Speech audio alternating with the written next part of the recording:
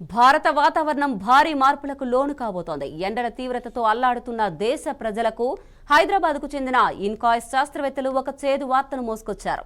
అధికారికంగా El Nino ప్రభావం ప్రారంభమైందని, ఇది రాబోయే 8 నెలల పాటు దేశవ్యాప్తంగా వర్షపాతంపై తీవ్ర ప్రభావం చూపబోతోందని హెచ్చరిస్తున్నారు. పసిఫిక్ మహాసముద్రంలో జరుగుతున్న ఈ మార్పులు సామాన్యుల జీవితాలను, వ్యవసాయాన్ని ఎలా దెబ్బతీయబోతున్నాయి? స్పెషల్ స్టోరీలో చూద్దాం.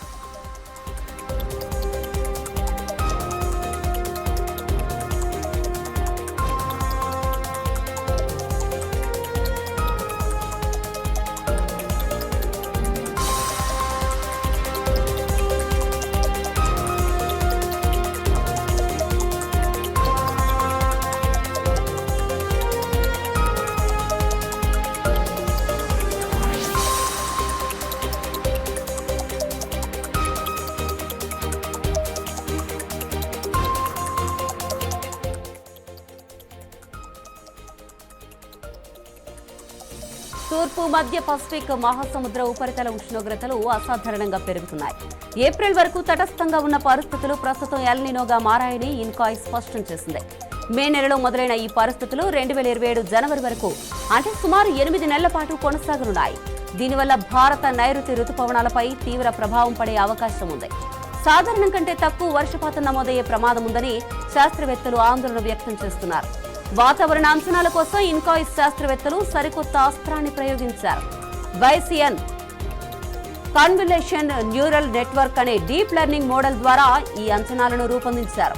ఈ అధునాతన సాంకేతికతతో ఎల్ నినో లేదా లా నినో వంటి వాతావరణ మార్పులను ఏకంగా 24 నెలల ముందే పసిగట్టవచ్చు. ఈ మోడల్ ఆధారంగానే రాబోయే కాలంలో సముద్రపు ఉష్ణోగ్రతలు ఎలా ఉండబోతున్నాయో ఇన్కాయిస్ ముందస్తుగా వెల్లడించింది.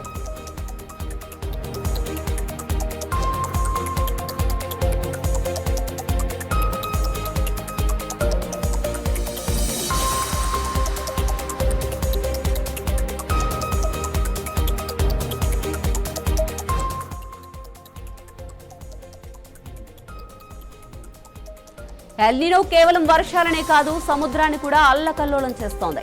ఉత్తర హిందూ మహాసముద్రంలో బలమైన, సుదీర్ఘమైన సముద్రపు వేడిగాలులు ఏర్పడుతున్నాయని శాస్త్రవేత్తలు గుర్తించారు.